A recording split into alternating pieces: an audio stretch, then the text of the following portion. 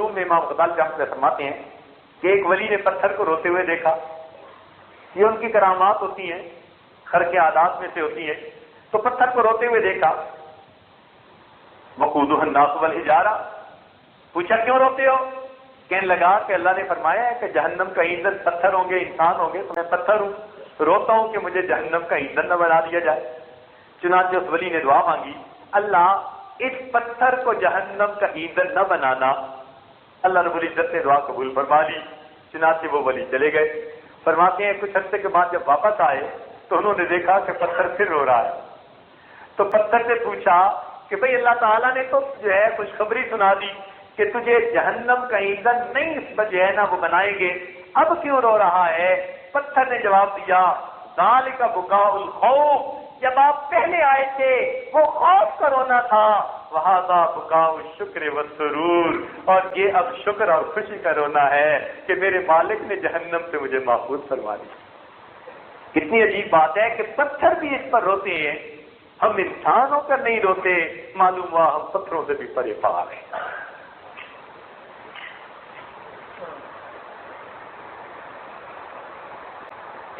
چنانچہ احیاء العلوم میں امام غزالی لکھتے ہیں، قلب العبد کالحجارہ او اشد قسوہ، کہ بندے کا دل وہ پتھر کی مانند ہوتا ہے کہ پتھر سے بھی زیادہ سخت ہوتا ہے.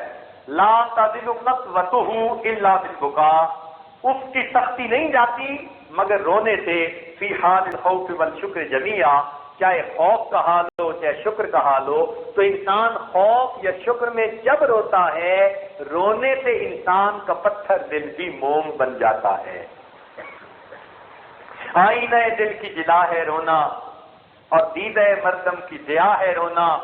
پوچھا جو علاج اس کا تو مسیحا نے کہا، ہر درد کی دنیا میں دوا ہے رونا. تو جب انسان اپنے پروردگار کے سامنے روتا ہے تو اللہ رب العزت دل کو موم کر دیتے ہیں. چنانچہ ابن ماجہ کی روایت ہے، نبی علیہ السلام نے ارشاد فرمایا، ذرا توجہ کے ساتھ سنیے، یہ عاجز اپنی بات مکمل کرنا چاہتا ہے. نبی علیہ السلام نے ارشاد فرمایا، ما من عبد مؤمن، کوئی مومن بندہ ایسا نہیں، یخرج من عینیہ دموع، کہ اس کی دونوں آنکھوں سے کوئی آنسو کا قطرہ نکلے.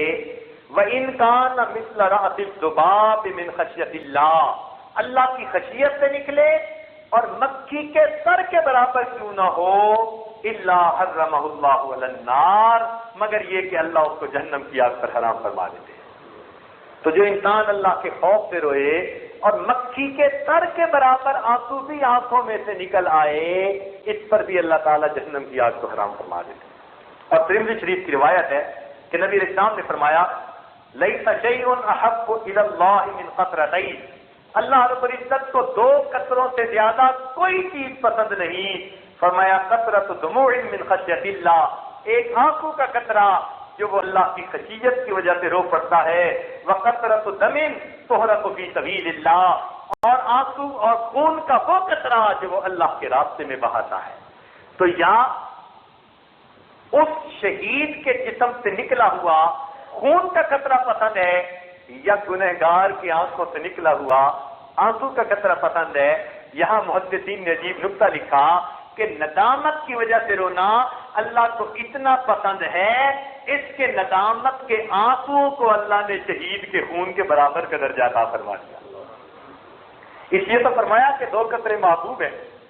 تو جب دو قطرے محبوب ہیں اور دونوں کو تذکرہ ایک ساتھ کر رہے ہیں، تو پھر گناہگاروں کے لیے کتنی خوشخبری ہے کہ ان کے گناہوں کو یاد کر کے جو رونے کا قطرہ ہے، اللہ رب العزت اس کو شہیدوں کے خون کے ساتھ تول رہے ہیں.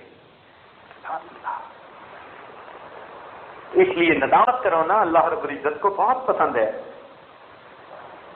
حدیث پاک میں آتا ہے، ما من عمل الا وله وزن الا الدمعة، کوئی عمل ایسا نہیں مگر اس کا میزان کے اندر ایک وزن ہوتا ہے سوائے ندامت کے آنسوؤں کے. فإنها تطفئ بحورا من النار، اس لیے کہ گناہوں کی وجہ سے ندامت کا ایک آنسو آگ کے بڑے بڑے دریاؤں کو بھی بجھا کے رکھ دے گا. تو دنیا میں ایک آنسو بہا لینا آسان، اور جہنم کی آگ سے بچ جانا اس کے امکان.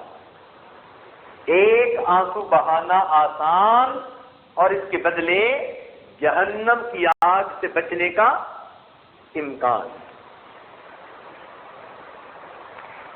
حدیث پاک میں آتے ہیں نبی اسلام نے ارشاد فرمایا قیامت کے دن ایک گنہگار پریشان ہوگا کہ میری تو شفاعت کرنے والا کوئی بھی نہیں, کوئی اس کا دوست ساتھی نہیں ہوگا جو اس کی شفاعت کرے گا. تو ایسے وقت میں کہ جب کوئی بھی اس کی شفاعت نہیں کر رہا ہوگا اور وہ بڑا غمزدہ ہوگا, حدیث پاک میں الفاظ ہیں فَتَشْهَدُ تِلْكَ الشَّعْرَةُ لِذَلِكَ, اس کی پلکوں کا ایک بال, یہ جو پلکیں ہیں نا ان کا ایک بال اللہ سے ہم کلامی کرے گا اور وہ بال کہے گا اے اللہ یہ آپ کی محبت میں یا آپ کے خوف میں ایک مرتبہ اتنا رویا تھا, چھوٹا سا تو نکلا تھا اور میں ایک بال تر ہوا تھا. یعنی پلکوں کے سب بال بھی تر نہیں ہوئے تھے, ایک بال تر ہوا تھا.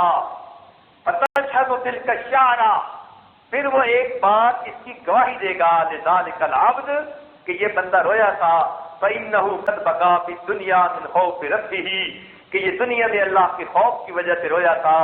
فَيُغْفَرُ لَهُ وَيُنَادِي مُنَادٍ, اس انسان کی اللہ تعالیٰ بخشش کر دیں گے اور ایک فرشتے کو حکم دیں گے کہ تم اعلان کر دو سارے لوگوں میں ھذا عتیق اللہ تعالی بشارۃ, یہ بندہ ہے جس کے پلکوں کے ایک بال کی گواہی کو قبول کر کے جہنم سے بری فرما دیا گیا.